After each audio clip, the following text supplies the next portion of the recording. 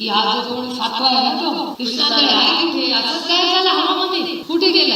आणि हे सहन महाराष्ट्र करणार नाही. अहो जेव्हा या सगळ्या घटना होत होत्या या 15 दिवसाच्या, तो माणूस काय त्यांचं नाव वाल्मिक कराड ना, वाल्मिक कराडची हिंमतच कशी होते की व्हिडिओ काढून मी पोलीस स्टेशनला येतोय.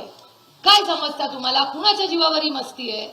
ही पैशाची आणि सत्तेचीच मस्ती आहे ना. लाज वाटली पाहिजे या सगळ्या लोकांना. आणि हे सहन महाराष्ट्र करणार नाही. हे करायचंय, मी तुम्हाला शब्द देते की हा जो कोण सातवा आहे ना तो कृष्णांदळे आहे कुठे, असंच गायब झाला हवामध्ये, कुठे गेला? तुम्ही मला पाणी आणा त्यांच्यासाठी, पाणी द्या. कृष्णांदळे गेला कुठे, असा कसा गायब झाला? तुम्ही मला सांगता तुम्ही ट्रॅक करू शकत नाही. अहो रोज आमचे फोन ट्रॅक करते सरकार, तो कृष्णांदळे सापडत नाही यांना. पटत कुणाला पटतं इथे की कृष्णांदळे सापडू शकत नाही? मला सांगा, असं शक्य तरी आहे का? जेव्हा संदीप काहीतरी त्याच्यावर बोलला तर सगळ्यांनी एवढी संदीपवर टीका केली. असं कुठे झालं? 2 महिने झाले हा कृष्णांदळे मिळत नाही.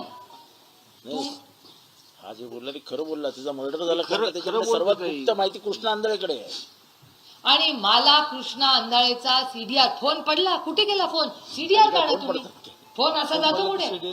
आम्हाला सीडीआर पाहिजे. कृष्णा आंधळे आणि प्रत्येक जे 7 लोक अटक झाले त्यांचा सीडीआर हा फोनचा मिळालाच पाहिजे. आणि याच्यासाठी आपण सगळे मिळून लढा लढू. आणि त्याचा तुम्हाला काय बोलायचं? एसपीचे सीडीआर काढा, डीवायएसपी आणि एसपीचे सीडीआर पहिले का, म्हणजे जेव्हा मर्डर झाला त्याच्या आधी आणि त्या आवाजा कंपनीच्या मध्ये एसपीचे आणि सगळ्यांचे सीडीआर काढा, डीवायएसपीचे सीडीआर काढा.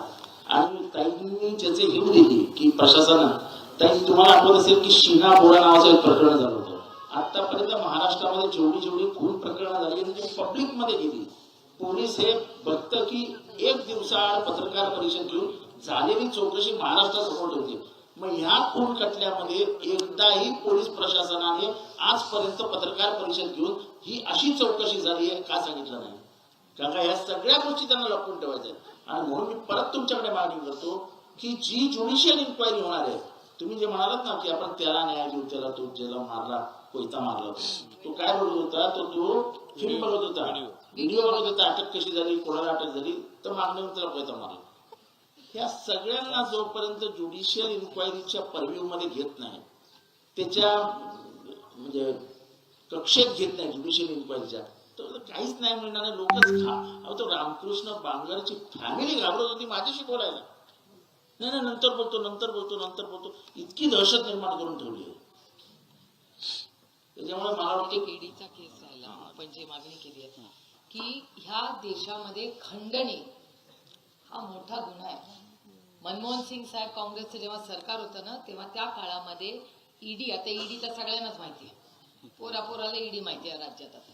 आणि ईडी खंडणी मागणं म्हणजे तो गुन्हा आहे या देशामध्ये, त्याला ईडी लागते. मला प्रश्न विचारतोय, त्या वाल्मिक कराडला तो जर खंडणी मागत होते ना सगळे, मग त्यांना आधी अटक कशी नाही झाली? त्यांना ईडी का नाही लागली? हा प्रश्नाचं उत्तर सरकारला द्यावं लागेल ना.